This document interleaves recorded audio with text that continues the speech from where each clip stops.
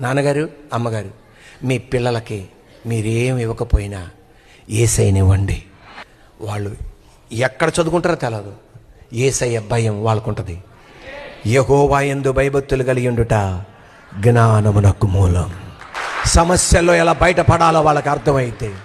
2, అమ్మ నాన్న, అమ్మగారు నాన్నగారు, మీ బిడ్డలకి చదువు ఇవ్వండి. ఒకవేళ ఆస్తులు అమ్ముకోవాల్సి వచ్చిందేమో, నగలు అమ్ముకోవాల్సి వస్తుందేమో, పొలాలు అమ్ముకోవాల్సి వస్తుందేమో, కానీ నీ బిడ్డలకి ఏమివ్వండి? చదువు ఇవ్వండి. దేవుడు తర్వాత చదువే మీ ఇంటిని తల ఎత్తుకునేటట్టు చేస్తుంది, పేదరికం నుండి బయటకు తీసుకొచ్చేటట్టు చేస్తుంది. ఆ ముగ్గురు ఇస్తున్న సాక్ష్యం.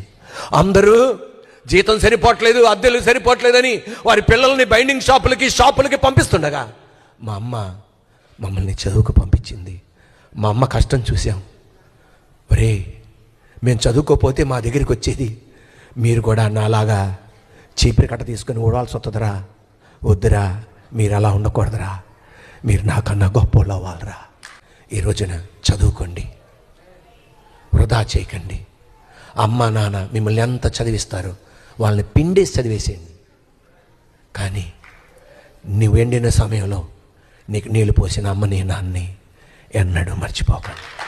ఏదో ఉన్నత స్థానం వచ్చేసావని, నువ్వు డాక్టర్ అయ్యావని, కలెక్టర్ అయ్యావని, పాస్టర్ అయ్యావని, నువ్వేదో పెద్ద ఇంజనీర్ అయిపోయావని అమ్మని ఏ రోజు కూడా మూల పెట్టకండి.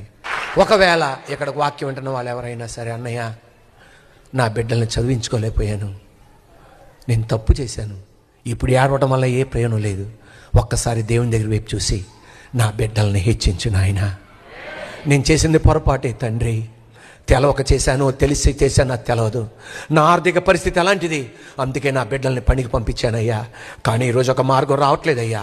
నీ కన్నీరు చూస్తున్న దేవుడు ఆగి ఒక అద్భుతం నీ ఇంట్లో చేయగలిగిన సమర్థుడు.